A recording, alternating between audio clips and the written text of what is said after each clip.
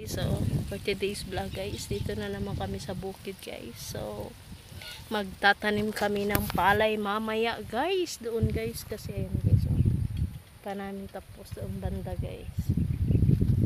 Kawawa naman si kuya guys, kung si kuya lang mag-isa magtanim guys. Si Inday pasaway guys, dito sa Kamandukan ng Kabikulan guys. Magpapasaway na naman tayo.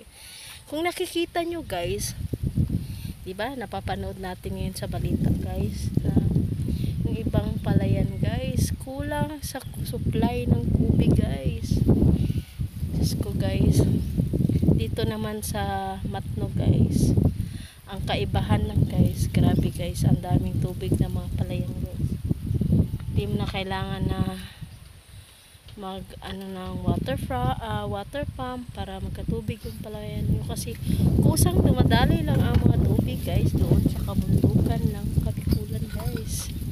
Astig diba guys?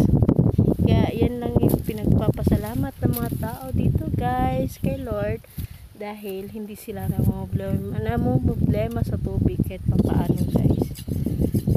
Kasi alam naman natin guys na yung ibang palayan guys na problema sa tubig guys, di katulad dito sa Matno guys, na tubig pa lang guys, solve ka na guys kung magtatanim ka ng palay guys. Hindi nakaka-stress guys. Papakita ko sa inyo guys kung gaano kadami ang tubig na bumuburabot guys mula doon sa bundok guys papunta dito sa mula doon sa bundok guys na galing doon sa Bulkang Mayon papunta dito sa mga palayan guys. Tara guys, let's go.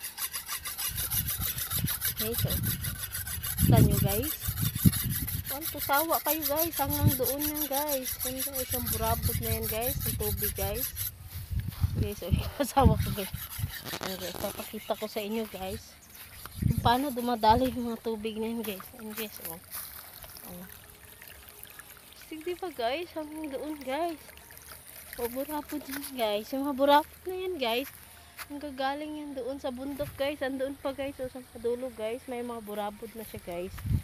Kaya talaga nakaka-stress ang tubig dito guys, sobra guys. Kung tubig lang ang pag-uusapan guys, lan okay, so at ng palayan guys, tignan natin yung palayan guys para makita ninyo guys totoo ang mga sinasabi ko guys. Ayan diba guys, tubig guys, astig.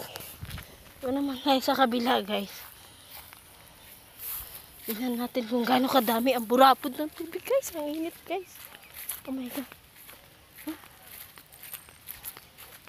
Yung fish pan nga namin dito na ginawa guys yung burapod niyan guys, doon lang din galing guys sa bundok guys. Ayan guys, wow, enjoy fish to eat. Ayan guys, diba guys, astig. Wow, kulit mga isda guys, naglalabasan na yung mga isda namin guys.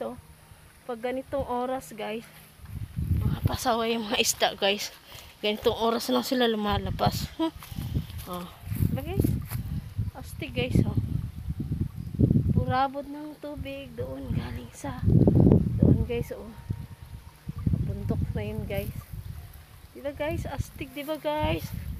Buhay probinsya ni Inday, pasaway guys. Kung tubig na ang pag-uusapan guys, walang problema ang mga palayan dito guys. Ayan guys, kung makikita nyo guys, sagana sa tubig guys. Siguro guys, yun lang muna guys for today's video guys. Babuch, thank you for watching and God bless you all. See you. Please subscribe.